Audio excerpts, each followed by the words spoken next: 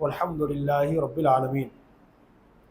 آئیے کچھ عرض و معروض کا سلسلہ شروع کریں۔ اس سے پہلے اپنے اور ساری کائنات کے مرکزی عقیدت سرکار مدینہ راحت قلب و سینہ فیض گنجینہ صاحب معطر و معمبر پسینہ باعث نزول سکینہ حضور احمد مجتبیٰ حضرت محمد مصطفیٰ صلی اللہ تعالیٰ علیہ وسلم کی نور والی بارگاہ میں ہدیۃً تحفۃً پیش کر لیں۔ الصلاۃ والسلام علیک یا رسول اللہ وعلی آلک واصحابک یا حبیب اللہ، الصلاۃ والسلام علیک یا نبی اللہ وعلی آلک واصحابک یا نور اللہ صلی اللہ تعالیٰ علیہ وسلم۔ آج ایک نئے موضوع کے ساتھ آپ حضرات کی خدمت میں پھر حاضری ہوئی ہے۔ قرآن مقدس کے 10ویں پارے سے سورہ توبہ شروع ہوتی ہے اور 11ویں پارے میں جا کے مکمل ہوتی ہے۔ سورہ توبہ کی سیکنڈ لاسٹ آیت ہے لَقَدْ جَاءَكُمْ رَسُولٌ مِّنْ أَنفُسِكُمْ عَزِيزٌ عَلَيْهِ مَا عَنِتُّمْ حَرِيصٌ عَلَيْكُمْ بِالْمُؤْمِنِينَ رَءُوفٌ رَحِيمٌ۔ یہ بڑی عظمت والی آیت ہے۔ ایک بزرگ کے خواب میں نبی پاک صلی اللہ تعالیٰ علیہ وسلم تشریف لائے اور فرمایا کہ تمہارے لیے خوشخبری ہے، تم کل قیامت کے دن میرے 1,00,000 امتیوں کی شفاعت کرو گے۔ عرض کی یا رسول اللہ مجھے یہ انعام کیسے ملا؟ فرمایا اس لیے کہ تم ہر نماز کے بعد یہ آیت پڑھتے ہو لَقَدْ جَاءَكُمْ رَسُولٌ مِّنْ أَنفُسِكُمْ عَزِيزٌ عَلَيْهِ مَا عَنِتُّمْ حَرِيصٌ عَلَيْكُمْ بِالْمُؤْمِنِينَ رَءُوفٌ رَحِيمٌ، اور اس کے بعد میری بارگاہ میں درود شریف پڑھتے ہو، اس لیے اللہ تعالیٰ نے تم کو یہ انعام عطا فرمایا ہے۔ آج شروع ہی میں چاہوں گا کہ آپ حضرات کو یہ آیت یاد ہو جائے۔ آپ قرآن کریم پڑھیں، 11واں پارہ کھولیں اور جہاں سورہ توبہ ختم ہونے جا رہی ہے وہیں پر سیکنڈ لاسٹ آیت ہے لَقَدْ جَاءَكُمْ رَسُولٌ مِّنْ أَنفُسِكُمْ والی، اس کو یاد کر لیں۔ ہر نماز کے بعد پڑھ کر کم سے کم 3 مرتبہ درود پاک اس کے بعد پڑھ لیا کریں۔ اللہ نے چاہا تو ہم پر بھی حضور کی رحمت سے کرم ضرور ہوگا۔ اچھا، اس آیت مبارکہ میں اللہ تعالیٰ نے حضور کے میلاد کا ذکر کیا ہے۔ لَقَدْ جَاءَكُمْ، بے شک تمہارے پاس آ گیا، کون؟ رسول، ایک رسول، من انفسکم، تمہیں میں سے۔ اس رسول کے مرتبے کیا ہیں، اس کی صفتیں کیا ہیں، اس کی خوبیاں کیا ہیں، اس کی علامتیں کیا ہیں، اس کی پہچان کیا ہے؟ تو اللہ نے آگے فرمایا عزیز علیہ ما عنتم، یہ نبی جو تشریف لا رہے ہیں یہ ایسے ہیں کہ تمہارا مشقت میں پڑنا ان پر سخت گرا ہے، کانٹا تمہیں لگتا ہے، تکلیف ان کو ہوتی ہے۔ اور فرمایا حریص علیکم، تمہاری بھلائی کے بہت چاہنے والے ہیں۔ اور کیا فرمایا؟ بالمؤمنین رؤوف الرحیم، مومنوں پر کمال درجے کے مہربان ہے۔ اللہ نے اس آیت مبارکہ میں حضور کے میلاد کا مطلب حضور کی ولادت کا ذکر کیا۔ امام صاحب جی فرمائیے، یہ حضور کے میلاد کا مہینہ تھوڑی کہ آپ نے یہ ٹاپک لے لیا، وہ تو ربیع الاول کا مہینہ ہے نا۔ سنو، چاند کے حساب سے حضور دنیا میں تشریف لائے وہ ربیع الاول کی 12 تاریخ تھی، اور انگریزی کے حساب سے حضور دنیا میں تشریف لائے وہ 20 اپریل کی تاریخ تھی۔ یہ چل رہا ہے 2025، اور میرے آقا صلی اللہ علیہ وسلم جب دنیا میں تشریف لائے وہ تھا 571، کتنا؟ ہاں 571، 571 یہ عیسوی تھا، اور انگریزی تاریخ تھی 20 اپریل۔ تو الحمدللہ ہمارے درمیان 20 اپریل آ رہی ہے، تو میں نے سوچا کہ آج حضور کے میلاد کا ذکر کر لیا جائے۔ سرکار کی آمد، جو خاموش ہے اگر من کرے تو بولے، ورنہ خاموش رہے، کسی کو زبردستی نہیں بلوایا جاتا مسجد سرائے والان میں۔ سرکار کی آمد، یہ نعرے وہی لگاتے جن کو حضور علیہ الصلوۃ والسلام کی آمد کی خوشی ہے، اور وہ جانتے کہ اللہ نے ہمیں جتنی نعمتیں دی ہیں، ساری نعمتیں جس نعمت کے صدقے میں ملی ہے وہ رحمت للعالمین کی نعمت ہے۔ سرکار کی آمد، حضور کی آمد، پرنور کی آمد، سرور کی آمد۔ اب آج کے ٹاپک میں جو میں نے حضور کا میلاد کا ٹاپک لیا ہے، تو حضور صلی اللہ علیہ وسلم دنیا میں تشریف لائے، بچپن میں یہ معجزات ظاہر ہوئے، حضرت بی بی آمنہ خاتون یہ فرماتی ہیں، حضرت حلیمہ سعدیہ یہ فرماتی، یہ تو ہم سنتے رہتے ہر سال۔ لیکن میں آج آپ کے ساتھ حضرات کے سامنے جو ٹاپک لے کر کے آیا ہوں وہ ہے حضور مصطفیٰ جار رحمت صلی اللہ علیہ وسلم کے حقوق۔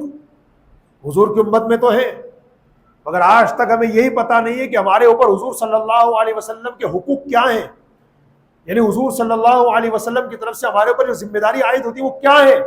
یاد رکھنا مسلمانوں، اگرچہ میں اس موضوع پر پہلے بول چکا ہوں مگر ہو سکتا ہے آج کے بیان میں کئی نئی باتیں آپ حضرات کو سیکھنے کو ملے، کئی نئے واقعات آپ کو سننے کو ملے، جس سے انشاءاللہ ہمیں کچھ گائیڈ لائنز ملے گی، کچھ انشاءاللہ آگے بڑھنے کا حوصلہ ملے گا، کچھ انشاءاللہ ہمیں کچھ نئی روشنی ملے گی جس کی بنیاد پر ہم اپنی زندگی میں ایک چینج لا سکتے ہیں، کچھ نکھار لا سکتے ہیں، کچھ نیا پن لا سکتے ہیں، اور اللہ کی بارگاہ میں قریب ہونے کے لیے اللہ نے چاہا تو آج کے اس بیان سے ہم ایک اچھے طریقے میں انشاءاللہ لینے میں کامیاب ہو سکتے ہیں۔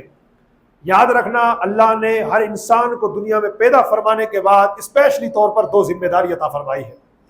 نمبر 1، پہلی ذمہ داری کو حقوق اللہ کہتے ہیں۔ نمبر 2، دوسری ذمہ داری کو حقوق العباد کہتے ہیں۔ فرسٹ، حقوق اللہ۔ حقوق اللہ کا مطلب ہوتا ہے اللہ کے حقوق، یعنی ڈائریکٹ اللہ کی طرف سے آنے والے بندوں پر حقوق، جیسے نماز پڑھو، کس کا حق ہے؟ اللہ کا۔ کس پر آیا؟ بندوں پر۔ رمضان کے روزہ رکھو، حق کس کا ہے؟ اللہ کا۔ کس پر آیا؟ بندوں پر۔ صاحب نصاب ہو گئے، زکوٰۃ دو، حق کس کا؟ اللہ کا۔ کس پر آیا؟ بندوں پر۔ صاحب استطاعت ہو گئے، حج کرو، حق کس کا؟ اللہ کا۔ کس پہ آیا؟ بندوں پر۔ تو یہ وہ حقوق ہیں، ان کے علاوہ اور بھی ہیں۔ یہ وہ حقوق ہیں جو حقوق اللہ کہلاتے ہیں، اللہ کی طرف سے ڈائریکٹ بندوں پر آنے والے حقوق ہیں۔ یہ ہر انسان پر، ہر ویکتی پر، ہر کینڈیڈیٹ پر، ہر آدمی پر یہ پہلی ذمہ داری ہے۔ اگرچہ ہمیں سوچنا پڑے گا، اگرچہ ہمیں اس پر غور کرنا پڑے گا، اگرچہ ہمیں اس پر توجہ دینی ہوگی، اگرچہ ہمیں اس پر اٹینشن ہو کر کے غور کرنا پڑے گا کہ اس ذمہ داری کو میں نبھا رہا ہوں کہ نہیں بھی نبھا رہا، اور کتنا نبھا رہا ہوں، کتنا نہیں نبھا رہا، اس پر غور کرنا باقی ہے۔ حقوق اللہ پہلی ذمہ داری ہے جو مجھ پر بھی آئی، آپ پر بھی آئی، جو انسان پہلے دنیا میں گزر چکے ان پر بھی آئی، جو پریزنٹ ٹائم میں ان کے اوپر بھی آئی، اور جو قیامت تک آتے رہیں گے سب پر آئے گی۔ پہلی ذمہ داری حقوق اللہ۔ نمبر 2، حقوق العباد۔ حقوق العباد کا مطلب ہوتا ہے بندوں کے حقوق۔ بندوں کے حقوق یعنی ایک بندے کے دوسرے بندے پر حق۔ فار ایگزامپل، ماں باپ کے حقوق اولاد پر، اولاد کے حقوق ماں باپ پر، بھائی کے حقوق بہن پر، بہن کے حقوق بھائی پر، ایک دوست کے حقوق دوسرے دوست پر، ایک پڑوسی کے حقوق دوسرے پڑوسی پر۔ اس طریقے سے گھر میں رہنے والے کے حقوق دوسرے گھر میں رہنے والے افراد پر، چچا کے حقوق بھتیجے پر، بھتیجے کے چچا پر، بھانجے کے ماموں پر، ماموں کے بھانجے پر۔ اس طریقے سے شوہر کے بیوی پر، بیوی کے شوہر پر، وغیرہ وغیرہ وغیرہ وغیرہ۔ یہ جتنے حقوق ہیں جو ریلیٹڈ ہیں بندوں کے آپس میں، ان کو کہتے ہیں حقوق العباد۔ وہ حقوق اللہ ہے اور یہ حقوق العباد۔ اور ایک بات ہمیشہ یاد رکھنا، حقوق اللہ میں یعنی اللہ کے جو حق ہمارے اوپر عائد ہوئے، ان کے ادا کرنے میں اللہ نہ کرے اگر کوئی کمی رہ گئی، اللہ نہ کرے اگر کوئی کمزوری رہ گئی، تو یاد رکھنا اللہ چاہے گا تو معاف کر دے گا۔ میں نے نماز پڑھی، میں جمعہ کی نماز پڑھنے آیا، میں نے جمعہ کی نماز پڑھی، مگر جمعہ کی نماز کے دوران مجھ سے کچھ غلطی ہو گئی، حالانکہ میں نے سیکھا ہے نماز پڑھنا، سیکھا ہے، لیکن اس کے باوجود بھی ہو گئی مجھ سے بھول چک میں غلطی، تو اللہ چاہے گا تو معاف کر دے گا۔ یہ کس کا معاملہ؟ حقوق اللہ کا۔ اللہ کے وہ حقوق جو ڈائریکٹ بندے پر آتے ہیں، ان کو حقوق اللہ کہتے ہیں۔ اور ان کا حکم یہ ہے کہ حقوق اللہ کی ادائیگی میں بندے سے اگر کوئی بھول چک ہو جائے، کوئی مسٹیک ہو جائے، کوئی غلطی ہو جائے، کوئی کمزوری رہ جائے، کوئی کمی واقع ہو جائے، اللہ چاہے گا تو معاف کر دے گا۔ تیری ذمہ داری بنتی کہ تو اللہ سے دعا کر، یا اللہ نماز پڑھنا میرا کام تھا، روزہ رکھنا میرا کام تھا، حج کرنا میرا کام تھا، عمرہ کرنا میرا کام تھا، زکوٰۃ دینا میرا کام تھا، صدقہ فطر دینا میرا کام تھا، نفلی صدقے دینا میرا کام تھا، مسجد میں آنا میرا کام تھا، سجدہ ادا کرنا میرا کام تھا، دعا مانگنا میرا کام تھا۔ اللہ وہ تیری توفیق سے میں نے کیا، اللہ کرنا میرا کام تھا، قبول کرنا تیرا کام ہے، میرے مولا تو اس کو قبول فرما لے۔ تو ذمہ داری سب کی بنتی ہے کہ اللہ کی بارگاہ میں دعا کرے۔ یہ ہے حقوق اللہ ہے۔ اللہ چاہے تو معاف کر دے گا کمی ہو جانے کے باوجود بھی۔ لیکن حقوق العباد جس کے بارے میں نے بھی ڈسکس کیا، یہ حقوق العباد کی ذمہ داری بڑی خطرناک ذمہ داری ہے۔ باقاعدہ ہمارے علماء فقہا بزرگان دین نے کتابوں میں لکھا ہے کہ حقوق اللہ سے بڑا خطرناک معاملہ اس کا ہے، حقوق العباد کا۔ کیوں؟ اس لیے کہ حقوق اللہ میں اگر کوئی کمی ہو جائے، اللہ چاہے گا تو معاف کر دے گا۔ حقوق العباد میں میٹر نہیں ہے۔ حقوق العباد کے اندر ایسا ہے، اگر کوئی کمی ہو گئی، جب تک بندہ معاف نہیں کرے گا اللہ معاف نہیں کرے گا۔ آپ نے ایک بندے کے پیسے چرا لیے اور حج کرنے چلے گئے کہ بھئی جا کر عرفات کے میدان میں ٹھہر جاؤں گا، مزدلفہ میں ٹھہر جاؤں گا، یہاں ویسے ہی گناہ بخشے جانے کا وعدہ کیا گیا ہے۔ تو بھائی صاحب یقیناً وہاں گناہ بخشے جانے کا وعدہ ہے، لیکن یہ وعدہ نہیں ہے کہ کسی کے آپ نے پیسے ہڑپ کر رکھے ہو، کسی کی زمین پر ناجائز قبضہ کر رکھا ہو تو بھی معاف ہو جائے گا، ایسا نہیں ہے، بلکہ وہ تو آپ کو دینا ہی پڑے گا۔ اور جب تک یہ بندہ معاف نہیں کرے گا اللہ معاف نہیں کرے گا۔ اس کو لکھ کے رکھ لینا آپ۔ رات کو پوری رات اب روتے روتے سجدے میں گزار دے، یا اللہ مجھے معاف کر دے، یا اللہ مجھے معاف کر دے، یا اللہ مجھے معاف کر دے. اللہ معاف نہیں کرے گا. کب تک؟ جب تک کہ اس بندے کا حق آپ ادا نہیں کریں، اس سے معافی نہ مانگ لے جس کی آپ نے دل آزاری کی ہے، جس کا آپ نے دل توڑا ہے، جس کو آپ نے ناراض کیا ہے، جس کو آپ نے تکلیف دی ہے، جس کو آپ نے اذیت دی ہے، جس کو آپ نے ذلیل کیا ہے، 4 آدمیوں کے سامنے جس کو آپ نے ڈیگریڈ کیا ہے. جب تک وہ معاف نہیں کرے گا نا، اللہ معاف نہیں کرے گا. اسی کا نام ہے حقوق العباد. جو ہمارے بھائی مذاق میں 4 آدمیوں کے سامنے کسی کو ذلیل کر دیتے، اور لمبو اور ٹنگو اور موٹے، اس طریقے سے غلط اور گندے نام چڑھانے کے لیے رکھ دیتے. یہ الگ بات ہے کہ کسی کی کچھ پہچان بن جاتی ہے تو اس پہچان کے ساتھ اسے یاد کرنا غیبت نہیں ہے، لیکن اس بندے کو برائی کی نیت سے، ڈیگریڈ کرنے کی نیت سے یاد کرنا. جیسے کوئی ایک بندہ موٹا ہے، اب اس کا قصور تھوڑی بیچارہ موٹا ہے تو کیا ہوا، آپ اس کے حق میں دعا کرو. کچھ ایسے ورد وظیفے کتابوں میں پڑھو، مدنی پنصورہ وغیرہ میں، اسے بتا دو کہ بھائی آپ یہ عمل کر لیں، اللہ نے چاہا تو آپ کو انشاءاللہ فائدہ ہوگا. لیکن اگر اب اس کو طرح طرح کے ناموں سے پکارے،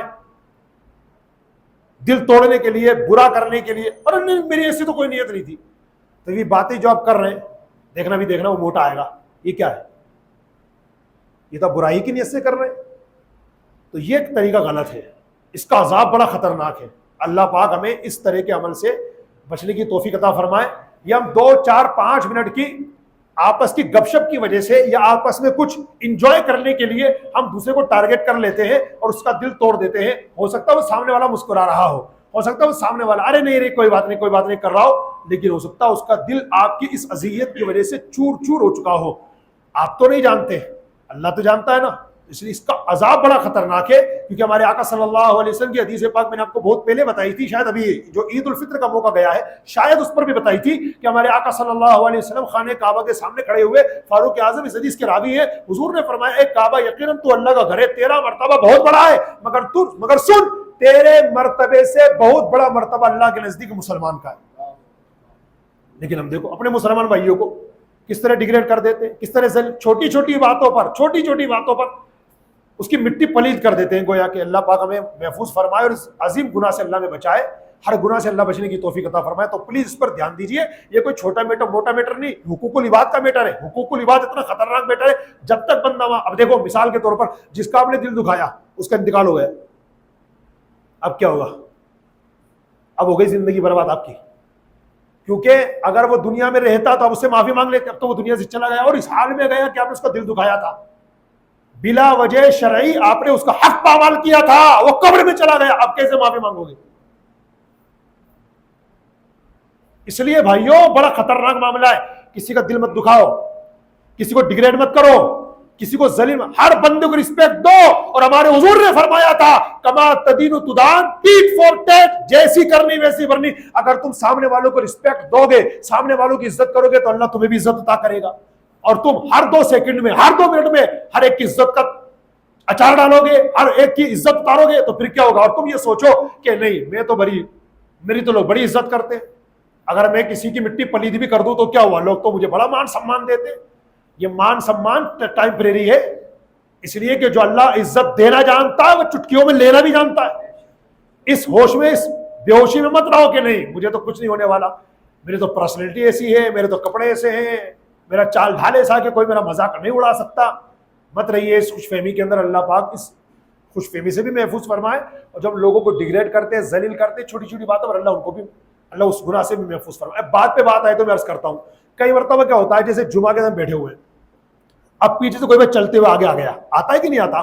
مسجد میں آتا ہوگا، اپنی مسجد میں تو شاید کم ہوتا ہوگا کیونکہ یہاں مسائل بیان ہوتے رہتے ہیں.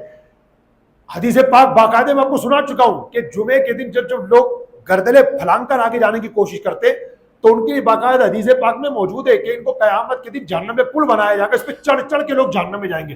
اتنا خطرناک عذاب ہے. لیکن میرے بھائیوں ذرا اس پر بھی تو غور کرو، ہم مسلمانوں کو ڈیگریڈ اور ذلیل تو نہیں کر سکتے، اسلام میں منع ہے، یہ گناہ عظیم ہے مانتے ہیں. لیکن جو اس طرح کر رہا ہے، اب جیسے کوئی آگے جانے لگا آپ نے اس سے کہا دوسرے سے دیکھ اس کو دیکھ، تمیز نہیں، کتنا بڑا بنتا ہی، کتنا پڑھا لکھا بنتا ہی ہے. پپو بھائی تم بھی دیکھو، یہ دیکھو آگے جانا گردنے پھلانگ کے. اس طرح جو اب یہ ڈسکس کرنے لگ گئے نا، یہ غیبت کر رہے ہیں مسجد میں بیٹھ کر، وہ بھی جمعہ کے دن، وہ بھی جمعہ کی نماز کے انتظار میں. اس کا بہترین طریقہ یہ، آپ نے اس کو نوٹ کر لیا کون بندہ ہے، ٹھیک ہے. اب نماز جمعہ کے بعد اب اس سے اکیلے میں 10 آدمیوں کے سامنے نہیں، اکیلے میں ملاقات کریے محبت پیار سے مسکراتے ہوئے اور دعا دیجیے کچھ اللہ پاک آپ کی ہماری محبتیں سلامت رکھے, اللہ ہماری نمازیں قبول کرے. بھائی جان آپ سے ایک بات کرنی ہے, دیکھو میں اس لائق تو نہیں ہوں, میں آپ سے بہت چھوٹا ہوں میرے بھائی, آپ میرے بڑے بھائی ہیں اور آپ مجھے معاف کر دینا اگر میری بات بری لگے تو. سائڈ میں اس لیے بلایا ہوں کہ اگر کوئی بات ہو جائے تو ہم آپس میں یہ صاف کر لیں گے. بھائی جان میں آپ کو ہر جمعے کو دیکھتا ہوں, آپ جب تشریف لاتے ہیں نا امام صاحب کو بیان ہوتا رہتا ہے اور لوگ بیٹھے ہوتے ہیں تو آپ باقاعدہ آخر میں آتے ہو اور لوگوں کو ہٹاتے ہوئے آگے جاتے ہو. اب آپ پہلے تو خود بتاؤ, دیکھو میں آپ سے مسئلہ پوچھتا ہوں, آپ کو پتا ہے کہ نہیں بات رہی کہ کتنا بڑا گناہ ہے؟ کہ ہاں یار بالکل پتا ہے. تو اب آپ نے دیکھو اس کی توجہ دلائی نا محبت پیار کے ساتھ, اس کی توجہ گئی بھی, اس نے آپ کا شکریہ بھی ادا کیا اور اس کا گناہ بھی ختم ہو گیا.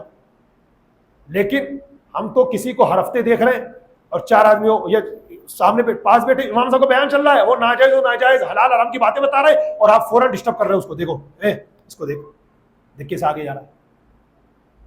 ببلو بھائی تم بھی دیکھو, دیکھو کیسے آگے. اب اس وقت امام صاحب جائز ناجائز حلال حرام صحیح غلط کی باتیں کر رہے ہیں اور آپ نے ان دونوں توجہ سے سننے والوں کی توجہ اس لیے ڈسٹرب کر دی. دیکھ دیکھ وہ دیکھ کیسے آگے جا رہا ہے, دیکھ دیکھ لوگوں کو سے پھیلانا. اب امام صاحب نے بتایا یہ کم جائز ہے, اس نے آپ کی بے توجہی دلانے کی وجہ سے سمجھ لیا ناجائز ہے. گناہ کس پہ آئے؟ امام صاحب نے بتایا یہ کام حرام ہے دھیان رکھنا, اور آپ نے اس پاس والے بندے کو ڈسٹرب کر دیا نا, دیکھو دیکھو دیکھو آگے جا رہا ہے. تو امام صاحب نے اس کو حرام کہا, اس نے حلال سمجھ لیا. امام صاحب نے حلال کہا, اس نے حرام سمجھ لیا. قصور کس کا ہے؟ اس لیے میرے بھائی یہ کوئی طریقہ نہیں ہے کہ جمعہ کی نماز میں لوگوں کی گردنیں پھلانگ رہا ہے. یقیناً گناہ ہے, بہت بڑا گناہ ہے, لیکن اس کی اصلاح کا یہ تو طریقہ نہیں ہے کہ ہم یہی غیبت شروع کر دیں. طریقہ اس کا یہ ہے کہ نماز جمعہ اس کو پہلے نوٹس میں لے لیں کہ کون بندہ ہے.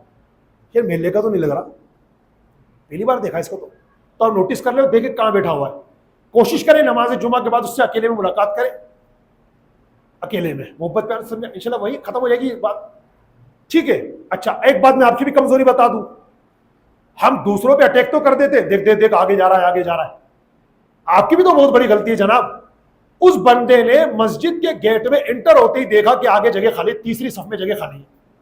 اس کے بعد چوتھی پانچویں چھٹی ساتویں آٹھویں صفیں بھری ہوئی ہیں. اب اس بیچارے کو جگہ حاصل کرنی ہے اور دیکھ رہا تیسری صف میں جگہ خالی ہے, تو اس کا حق بنتا ہے اس جگہ کو پر کروے.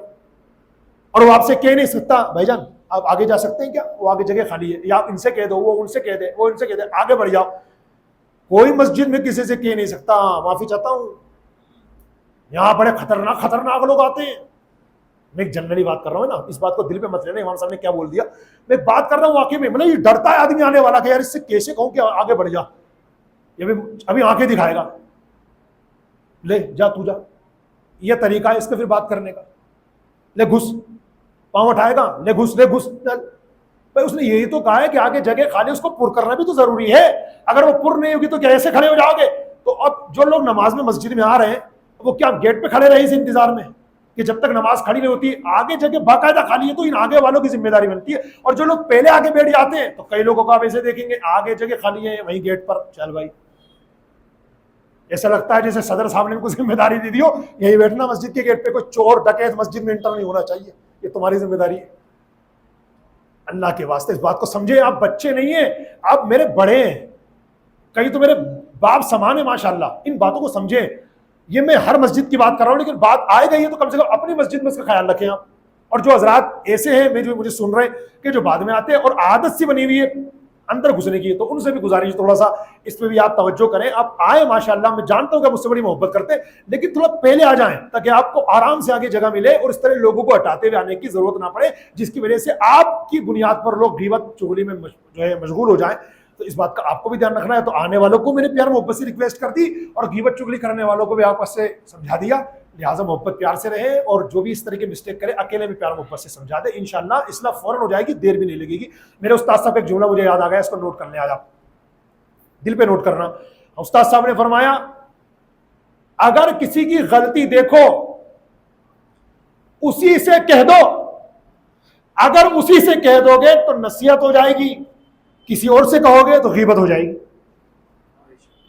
اگر میرے اندر آپ نے کوئی غلطی دیکھی مجھ سے ہی کہہ دیں, نصیحت ہو جائے گی, میں اس کو ختم کر دوں گا غلطی کو. تو میری مسٹیک مجھے بتا دیں, نصیحت ہو جائے گی, دوسروں کو بتائیں گے تو غیبت ہو جائے گی. اور غیبت کرنے والا کتنا بڑا گنہگار ہے. غیبت ایک روایت کے مطابق غیبت کرنے والوں کو قیامت کے دن کتوں کی شکل میں اٹھایا جائے گا. ہاں حدیث شریف میں ہے باقاعدہ. حسد کرنے والوں کو اپنے بھائی جلتا ہے, حسد کرتا ہے, اس کو قیامت کے دن سور کی شکل میں اٹھایا جائے گا. تو اس لیے یہ ان باتوں کو ہلکا مت لیجیے، بہت بڑا گناہ ہے. اور ہم جس حضور صلی اللہ علیہ وسلم کا میلاد مناتے انہوں نے ہم کو یہ گائیڈ لائنز عطا فرمائی ہیں. انہوں نے سکھایا کہ میرے غلاموں کا ادب کرو. انہوں نے فرمایا کہ سارے مسلمان ایک جسم کی طرح ہیں، اگر ایک عضو کو تکلیف ہوتی ہے دوسرا حصہ جو ہے پارٹ آف باڈی وہ بھی تکلیف محسوس کرتا ہے. تو حضور نے فرمایا سارے مسلمان ایک جسم کی طرح ہیں. تو پھر یہ غیبتیں چغلیاں کیوں ہم کسی کا دل توڑتے ہیں، کیوں ذلیل کرتے ہیں دوسروں کو؟ مجھے امید ہے انشاءاللہ آپ اس پر نوٹس لیں گے اور اس پر ایکشن لیں گے، انشاءاللہ ان باتوں پر دھیان دیں گے. محترم پیارے اسلامی بھائیوں، میں عرض کر رہا تھا حقوق العباد، یہ جو دوسری ذمہ داری ہے نا، بندوں پر حقوق، اس کی بڑی گہرائی ہے، تو میں اس گہرائی میں نہیں جاتا، لیکن یہ بتا دوں حقوق العباد میں بندوں کے حقوق میں سب سے بڑا حق کس کا؟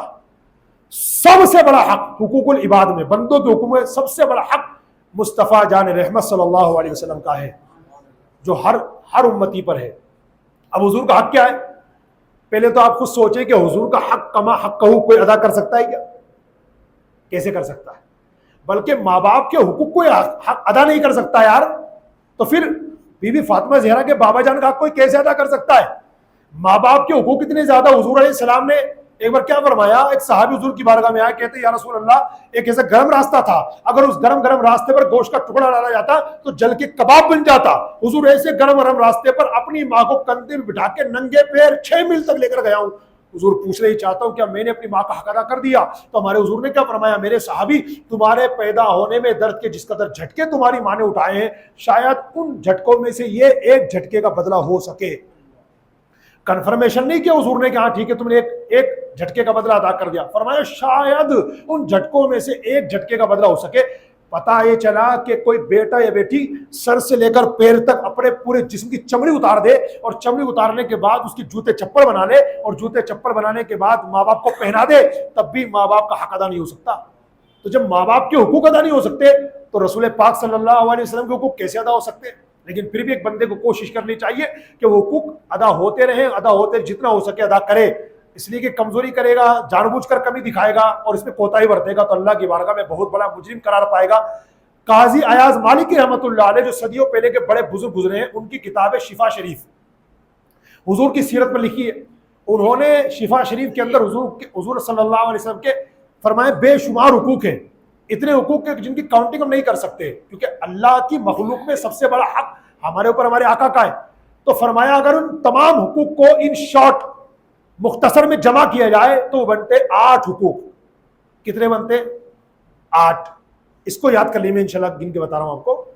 ہر امتی پر حضور صلی اللہ علیہ وسلم کے 8 حقوق ہیں، 8 رائٹس، 8 ذمہ داریاں جو مجھے بھی پوری کرنی ہے، آپ کو بھی پوری کرنی ہے. نمبر 1 ایمان بالرسول، اس کی ڈیٹیل انشاءاللہ بیان کروں گا کچھ دیر میں. نمبر 1 ایمان بالرسول. نمبر 2 اتباع سنت رسول. نمبر 3 اطاعت رسول. نمبر 4 محبت رسول. نمبر 5 تعظیم رسول. نمبر 6 مدح رسول. نمبر 7 درود شریف. نمبر 8 روزہ رسول کی زیارت.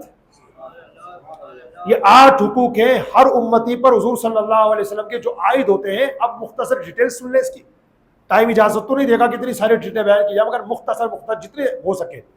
نمبر 1 ایمان بالرسول، یعنی رسول پر ایمان لانا. یہ ہر انسان کی ذمہ داریوں میں سے بڑی ذمہ داری ہے کہ حضور صلی اللہ علیہ وسلم پر ایمان لائے. اگر کوئی اپنے آپ کو مسلمان کہے اور پوری زندگی لا الہ الا اللہ لا الہ الا اللہ لا الہ الا اللہ لا، بھائی کلمہ پڑھو تو کیا پڑھتا ہے؟ لا الہ الا اللہ. ارے پورا کلمہ پڑھو، نہیں پورا یہی ہے لا الہ الا اللہ، بس صرف اسی پر ایمان لایا اور یہی پڑھتا ہے تو کیا اسے آپ مسلمان کہیں گے؟ نہیں. کیوں؟ جس طرح اللہ پر ایمان لانا فرض ہے، رسول اللہ پر بھی ایمان لانا فرض ہے. جب تک وہ لا الہ الا اللہ کے ساتھ محمد الرسول اللہ کی گواہی نہیں دے گا وہ مسلمان نہیں ہو سکتا. تو اس لیے پہلا حق ہے ہمارے حضور کا ایمان بالرسول. جس طرح اللہ پر ایمان لانا ضروری، رسول پاک پر ایمان لانا ضروری. اور اس کے بارے میں قرآن پاک کے 26ویں پارے کی سورہ فتح میں اللہ نے ججمنٹ کیا ہے وَمَن لَمْ يُؤْمِن بِاللَّهِ وَرَسُولِهِ فَإِنَّا أَعْتَدْنَا لِلْكَافِرِينَ سَعِيرًا. فرمایا جو اللہ پر اور اس کے رسول پر ایمان نہ لائے تو بے شک ہم نے ان انکار کرنے والوں کے لیے بھڑکتی آگ کا عذاب تیار کر رکھا ہے. اس آیت کریمہ نے بھی صاف کہہ دیا صرف اللہ پر ایمان لانے سے کام نہیں چلے گا، رسول اللہ پر بھی ایمان لانا فرض ہے. یہ پہلا حق تھا. دوسرا اتباع سنت رسول، یعنی رسول پاک صلی اللہ علیہ وسلم کی سنتوں کو فالو کرنا، حضور کی سنتوں کو اپنانا، یہ ہر امتی پر دوسرا حق ہے۔ غور ہمیں یہ کرنا ہے کہ ہم حضور صلی اللہ علیہ وسلم کی سنتوں کی کتنی اتباع کرنے والے، کتنی پیروی کرنے والے، اور حضور صلی اللہ علیہ وسلم کی سنتوں کو کتنا عمل میں لانے والے ہیں۔ صحابہ کرام کی زندگی دیکھیں تو انہوں نے تو آقا علیہ الصلوۃ والسلام کی سنتوں کو، حضور کے طریقے کو اتنا فالو کیا کہ ہماری عقل حیران رہ جاتی ہے۔ ایک واقعہ میں چھوٹا سا سنانا چاہتا ہوں۔ حضرت عباس رضی اللہ تعالیٰ عنہ کا نام تو سب نے سن رکھا ہے، حضور کے چچا جان جلیل القدر صحابی ہیں۔ ان کا جو مکان تھا مسجد نبوی شریف سے اٹیچ تھا، یہ مسجد نبوی شریف اور یہ ان کا مکان۔ ان کے مکان کے چھت پر جو پرنالا لگا ہوا تھا، بارش کے موسم میں پرنالے کا پانی نیچے آتا اور آنے جانے والے نمازیوں پر بھی گرتا تھا۔ حضرت عمر فاروق اعظم رضی اللہ تعالیٰ عنہ کا دور خلافت آیا تو آپ نے اس پرنالے کو وہاں سے اکھاڑ دیا، ہٹا دیا۔ جب حضرت عمر فاروق اعظم رضی اللہ تعالیٰ عنہ نے اس پرنالے کو وہاں سے ہٹایا تو حضرت عباس رضی اللہ تعالیٰ عنہ امیر المومنین فاروق اعظم کی بارگاہ میں آئے اور کہتے ہیں یا امیر المومنین آپ نہیں جانتے اس پرنالے کو حضور نے میرے کندھے پر چڑھ کر اپنے ہاتھوں سے لگایا تھا۔ حضور نے خود اپنے نور والے ہاتھوں سے اس پرنالے کو میرے کندھے پر چڑھ کے لگایا تھا۔ تو جانتے کیا ہوا؟ حضرت عمر فاروق اعظم نے جب یہ سنا تو آپ گھبرا گئے، بے چین بےتاب ہو گئے، کہا عباس خدا کی قسم مجھے پتہ نہیں تھا، چلو اب اس کا کفارہ یہ ہے کہ تم میرے کندھے پر کھڑے ہو کر اس پرنالے کو واپس سے وہاں لگاؤ۔ ایسا ہی کیا گیا۔ یہ کیا تھا؟ یہ تھا اتباع سنت رسول کا جذبہ۔ یہ صحابہ کرام کی زندگی بتا رہا ہوں میں آپ کو کہ پیارے آقا صلی اللہ علیہ وسلم نے جو کیا اس پر دل و جان سے مر مٹ جانا، یہ صحابہ کرام کا شیوا تھا۔ آج اسی لیے پوری دنیا صحابہ کرام کی دیوانی ہے، پوری دنیا صحابہ کرام کی عظمت کو مانتی ہے، ورنہ عبادت کرنے والے، ریاضت کرنے والے دنیا میں کہ کم ہیں۔ غوث اعظم ہمارے شیخ عبد القادر جیلانی کتنے بڑے مرتبے والے، مگر کسی صحابی کے مرتبے کو نہیں ہے، اور ایسے نہ جانے لاکھوں کروڑوں غوث ہو جائیں تب بھی کسی ایک صحابی کے مرتبے کو نہیں پہنچ سکتے۔ کیوں؟ اس لیے کہ اللہ نے صحابہ کرام کو جو مرتبہ دیا نا، یہ حضور صلی اللہ علیہ وسلم کی صحبت بابرکت کی برکت سے دیا ہے، جو قیامت تک کسی کو حاصل نہیں ہو سکتا یہ مرتبہ۔ تو یہ دیکھیں آپ، ہمارا بہت بڑا پرابلم ہے، ہماری سب سے بڑی پرابلم یہ ہے کہ ہم حضور کی سنتوں کو چھوڑتے ہیں یہ سمجھ کر کہ سنت ہی تو ہے، فرض تو نہیں ہے نا، واجب تو نہیں ہے نا، سنت ہی تو ہے نا، کوئی دقت نہیں ہے۔ لا حول ولا قوت الا باللہ۔ صحابہ کرام کے درمیان یہ مزاج نہیں تھا، صحابہ کا مزاج یہ تھا سنت ہے فوراً عمل کرو، پتہ چل جاتا یہ عمل سنت ہے، بس سنت ہے، ختم بات، یہ اس کی نسبت ہمارے آقا سے ہے۔ اس لیے میرے بھائیوں، اتباع سنت رسول یہ حضور کا دوسرا حق ہے جو ہر امتی پر عائد ہوتا ہے۔ پلیز اس پر عمل کرنا ہے، مرنے سے پہلے، مرنے کے بعد چاہو کہ اب عمل کر لوں تو معافی چاہ کے بات کہنی پڑے گی۔ دنیا دار العمل ہے، دار الجزا نہیں، اور آخرت دار الجزا ہے، دار العمل نہیں۔ دنیا دار العمل یعنی عمل کرنے کا ٹھکانہ ہے، عمل کرنے کی جگہ ہے، جزا ملنے کی نہیں، اور آخرت جزا ملنے کی، انعام ملنے کی جگہ ہے، عمل کرنے کی نہیں۔ تو اس لیے ان باتوں پر ہمیں انشاءاللہ عمل کرنا ہے۔ حضور کا تیسرا حق اطاعت رسول، یعنی رسول پاک صلی اللہ علیہ وسلم کی اطاعت کرنا، حضور کا کہا ماننا، حضور نے جو کہا اسے فالو کر لینا۔ سورہ نساء میں 2 جگہوں پر اللہ تعالیٰ نے اطاعت رسول کے بارے میں فرمایا۔ ایک جگہ فرمایا اطیعوا اللہ و اطیعوا الرسول، اطاعت کرو اللہ کی، اطاعت کرو رسول اللہ کی۔ اور اسی سورہ نساء میں ایک جگہ فرمایا من یطیع الرسول فقد اطاع اللہ، جس نے رسول اللہ کی اطاعت کر لی گویا اس نے اللہ کی اطاعت کر لی۔ جس نے رسول اللہ کا کہنا مان لیا نا، اس نے ایسا ہے وہ اللہ کا کہنا مان لیا۔ اور اللہ نے حضور کا اختیار، حضور کی اتھارٹی بیان کی قرآن پاک میں ما آتاکم الرسول فخذوہ وما نہاکم عنہ فانتہوا، فرمایا جو میرے رسول تمہیں دے اسے لے لو، اور جس سے میرے رسول منع کرے اس سے رک جاؤ۔ جائز ناجائز کیا؟ جو میرے آقا نے بتا دیا یہ کر لو وہ جائز ہے، جس سے منع کر دیا وہ ناجائز ہے۔ اللہ نے پیارے آقا صلی اللہ علیہ وسلم کو اتھارٹی عطا فرمائی ہے، تو ہر امتی کی ذمہ داری ہے حضور کے حقوق میں تیسرا حق بھی ادا کرے۔ وہ کیا ہے؟ اطاعت رسول، رسول پاک کی اطاعت کرنا۔ اب صحابہ کرام کے مزاج کیا تھا وہ سن لو۔ صحابہ کرام کیسے اس پر عمل کرتے تھے۔ ایک بار صحابہ کرام بیٹھے ہوئے تھے، ایک شخص حضور کی بارگاہ میں آئے، انہوں نے اپنی انگلی میں سونے کی انگوٹھی پہنی ہوئی تھی۔ میرے آقا نے جب دیکھا تو ان کی انگلی میں سے سونے کی انگوٹھی نکالی اور پھینک دی، اور فرمایا کیا تم میں کوئی شخص اس بات کو پسند کرتا ہے کہ اس کے ہاتھ میں آگ کا انگارہ ہو؟ یہ فرما کر میرے آقا تشریف لے گئے۔ حضور کے تشریف لے جانے کے بعد صحابہ کرام نے ان شخص سے فرمایا کہ بھائی اپنی انگوٹھی اٹھا لو اور اب پہن تو نہیں سکتے, حضور نے منع فرمایا, لہٰذا تم ایک کام کرو, اس کو بیچ کر جو پیسے ہے اس سے نفع کما, اس سے جو ہے فائدہ اٹھا لینا. بتایا اس شخص کا جواب کیا تھا, اس عاشق رسول صحابی کا جواب کیا تھا؟ وہ کہتے ہیں خدا کی قسم میں اس چیز کو قیامت تک نہیں اٹھاؤں گا. کیوں؟ کہا جس چیز کو میرے آقا نے پھینک دیا اس کو قیامت تک نہیں اٹھاؤں گا. یہ دیکھو یہ کیسی اطاعت ہے صحابہ کرام کی. ہم تو روڑے نکالتے ہیں, بلکہ یوں سمجھو گلیاں نکالتے, پتہ ہے کہ کام ناجائز ہے, مگر ارے یار یوں بھی تو ہو سکتا ہے نا, ارے یار یوں بھی تو ہو سکتا ہے, ارے یار یوں بھی تو ہو سکتا ہے. یہ ہمارا مزاج بن گیا. اسی لیے آج پوری امت تباہ و برباد ہو رہی ہے, ہر جگہ سے کاٹی جا رہی, ماری جا رہی ہے, ذلیل و رسوا کی جا رہی ہے, طرح طرح کے کالے قانون ان کے اوپر نافذ کیے جا رہے ہیں. کیوں؟ وہ شاعر کا شعر نہیں سنا, درس قرآن اگر ہم نے نہ بھلایا ہوتا یہ زمانہ نہ زمانے نے دکھایا ہوتا.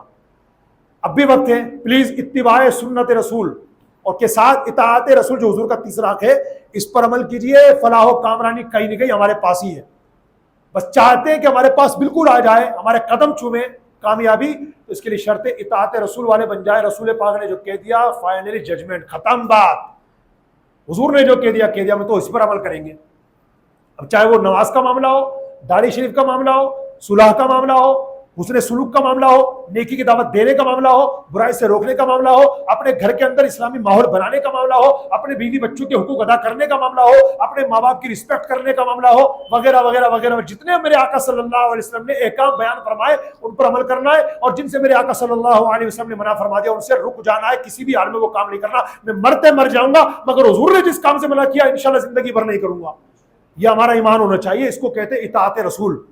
چوتھی چیز ہے محبت رسول, رسول پاک سے محبت کرنا. اپنے ماں باپ سے بڑھ کر, اپنی اولاد سے بڑھ کر, اپنی جان سے بڑھ کر, اپنے کنبے خاندان برادری پریوار سے بڑھ کر سب سے زیادہ ہمیں جو محبت ہونی چاہیے وہ اللہ سے, اور اللہ کے بعد رسول پاک سے. اللہ پاک کے بعد رسول پاک سے سب سے بڑھ کر محبت ہماری رسول پاک سے ہونی چاہیے. اس کو کہتے ہیں محبت رسول. اب آپ حضور سے محبت کا خالی دعویٰ تو کرتے ہیں, لیکن ایک میٹر میں اگر بیوی کچھ کہتے اور حضور نے کچھ فرمایا تو ہم بیوی کے کہنے پر ہاتھ رکھیں گے, چلو یار یہ کر لیتا ہوں. حضور نے کیا کہا, اس کو ریجیکٹ کر دیا, معاذ اللہ, لا حول ولا قوت الا باللہ. یہ کہاں کی محبت رسول ہے؟ ٹھیک ہے زبان سے, دل میں نہیں ہے. صحابہ کرام کا مزاج کیا تھا حضور کی محبت کے حوالے سے؟ آپ دیکھیں کتنے حضور کی جان, مطلب یہ جان نثار تھے. غزوہ احد کے موقع پر, ابھی جو ہم نے ماشاءاللہ دن منایا نا, ابھی گزرا اسی مہینے کی 15 تاریخ کو, تو غزوہ احد میں شیطان نے خبر اڑا دی, افواہ پھیلا دی کہ حضور شہید ہو گئے باقاعدہ. اب یہ خبر اڑتے اڑتے مدینے پہنچی. جب مدینے پہنچی تو وہاں کی زمین دہل گئی, اور وہاں جو عاشقان رسول تھے, صحابہ کرام علیہ رضوان تھے, ان کی ازواج تھی, ان کی بیویاں تھیں, بہنیں تھیں, مائیں تھیں, بیٹیاں تھیں, خواتین تھیں. جب انہوں نے سنا تو ان کے دلوں میں صدمات غم کا بھونچال آ گیا. تو ایک صحابیہ رضی اللہ تعالیٰ عنہ اپنے گھر سے نکلی, پردے میں لپٹی لپٹائی کہ جو خبر یہاں تک آئی ہے کہ حضور شہید ہو گئی, یہ سچ ہے کہ جھوٹ ہے. بے قرار ہو گئی وہ, اور پردے میں لپٹی لپٹائی بھاگی غزوہ احد کی طرف. تو راستے میں آنے والے لوگوں کی طرف سے کسی نے ان کو انفارمیشن کی کہ آپ کے والد صاحب انتقال کر گئے, شہید ہو گئے جنگ میں. انہوں نے سنی انسنی کر دی. آگے گئے تو کسی نے بتایا کہ شوہر کا انتقال ہو گیا شہید میں, وہ اس جنگ میں شہید ہو گئے. انہوں نے آگے بڑھا, کسی نے بتایا کہ بیٹے شہید ہو گئے. انہوں نے کوئی نوٹس نہیں لیا. آگے بڑھ کر سب سے کہتے ہیں مجھے یہ بتاؤ کہ میرے آقا کیسے, میرے آقا کیسے, میرے آقا کیسے. جب ان کو بتایا گیا کہ الحمدللہ آقا کریم صلی اللہ علیہ وسلم سلامتی کے ساتھ ہے, عافیت کے ساتھ ہے, اللہ پاک نے ان کی حفاظت فرما رکھی ہے, تو اس صحابی رضی اللہ تعالیٰ کو چین نہیں آیا, بلکہ وہ کہنے لگی میں جب تک سکون کا سانس نہیں لوں گی جب تک میں اپنے آقا صلی اللہ علیہ وسلم کا دیدار نہیں کر لوں گی. چنانچہ ان کو لوگ لے کر کے گئے حضور کی بارگاہ میں. جب انہوں نے حضور صلی اللہ علیہ وسلم کا جمال نبوت دیکھا تو بے ساختہ ان کی زبان سے جو الفاظ نکلے آج بھی حدیث کی کتابوں میں موجود ہے. وہ کہنے لگی یا رسول اللہ کل مصیبت بعد کا جلل, حضور آپ کے ہوتے ہوئے ہماری کوئی مصیبت ہے ہی نہیں. شوہر چلے گئے کوئی بات نہیں, والد صاحب چلے گئے کوئی بات نہیں, بیٹے شہید ہو گئے کوئی بات, حضور آپ ہیں نا, بس آپ کے ہوتے ہوئے ہمارے لیے کوئی مصیبت ہی نہیں. یہ صحابی کا دیکھو مزاج, صحابیہ کا مزاج ہے. تو صحابہ کرام نے حضور صلی اللہ علیہ وسلم سے ایسی محبت کا اظہار کیا. کاش ہم بھی ایسی محبت کرنے والے بن جائیں, خالی گفتار کے غازی نہ رہے, اللہ کرے کردار کے غازی بن جائیں. اب باتیں اور بھی ہیں نا, بھی تو ابھی 4 حقوق میں نے بیان کیے ہیں ڈیٹیل, وہ بھی مختصر. اب ٹائم ہمارا پورا ہو چکا ہے, تو اب آخر میں ایک غلط فہمی والا مسئلہ سن لیجیے میرے بھائیوں, اسی پر بات پوری کرتا ہوں. ہمارے یہاں مسجدوں میں, مسجد سرائے والان میں تو شاید آپ کو نہیں ملے گا, یا ملے گا تو بہت کم. دوسری مسجدوں میں جائیے آپ, ان اللہ وملائکتہ یصلون علی النبی، حق نبی، آواز آتی ہے کہ نہیں؟ امام صاحب جب دعا کرواتے ہیں نا اور یوں کہتے ہیں ان اللہ وملائکتہ یصلون علی النبی، پیچھے پبلک بولتی ہے حق نبی، یا کچھ کہتے ہیں صلی اللہ علیہ وسلم. پیارے بھائیوں یاد رکھنا بالکل منع ہے.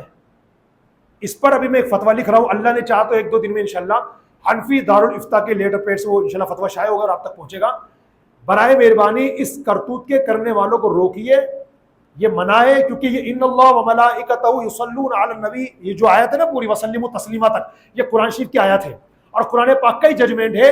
وَإِذَا قُرِئَ الْقُرْآنُ فَاسْتَمِعُوا لَهُ وَأَنصِتُوا لَعَلَّكُمْ تُرْحَمُونَ، کہ جب اللہ کا کلام، اللہ کا قرآن پڑھا جائے تو خوب توجہ کے ساتھ سنو اور خاموش ہو تاکہ تم پر رحم کیا جائے. تو جتنے لوگ قرآن پاک سننے کے لیے وہاں آئے ہوئے ہوں ان پر فرض عین ہے، ایک ایک بندے پر اپنا اپنا فرض ہے کہ خاموشی کے ساتھ قرآن پاک کی تلاوت سنے. اور یاد رکھنا جب دو آیتوں کی تلاوت کے دوران تلاوت کرنے والے قاری صاحب رکتے ہیں نا، جیسے فاتحہ پڑھنا ہے، اب فاتحہ پڑھتے ہوئے یہ ایک آیت پڑھی، دوسری آیت کے بیچ میں گیپ رہتا ہے، اس میں مان لو رک گئے 1 2 سیکنڈ 3 سیکنڈ 5 سیکنڈ رک گئے، تو یہ جو رکے ہوئے نا یہ بھی تلاوت کے حکم میں ہے. یعنی جس طرح تلاوت کے دوران آپ اس طرح کی کوئی حرکت نہیں کر سکتے، وہ تلاوت کرتے کرتے بیچ میں رک جائے اس وقت بھی آپ کوئی ایکٹیویٹی نہیں کر سکتے. یہ حرام جہنم میں لے جانے والا کام ہے ان لوگوں کے لیے جو قرآن سننے کے لیے حاضر ہوئے.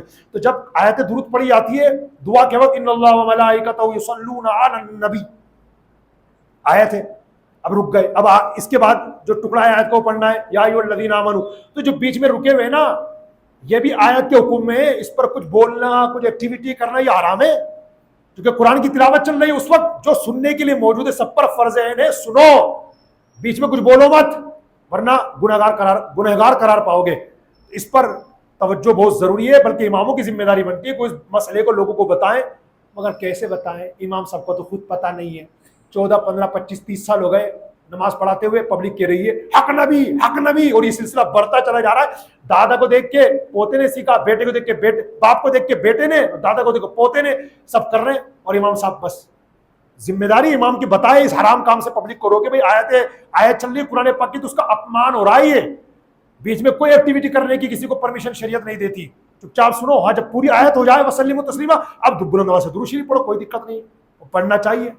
تو اللہ ہم سب کو عمل کی توفیق عطا فرمائے. اس بات کو یاد رکھیے گا انشاءاللہ کچھ دنوں میں، آج یا کل میں انشاءاللہ فتویٰ شائع ہوگا تو اس کو خود بھی رکھیے گا اور امام صاحب جو ہیں ہمارے ان تک بھی بھیجیے گا تاکہ ان کو بھی علم حاصل ہو.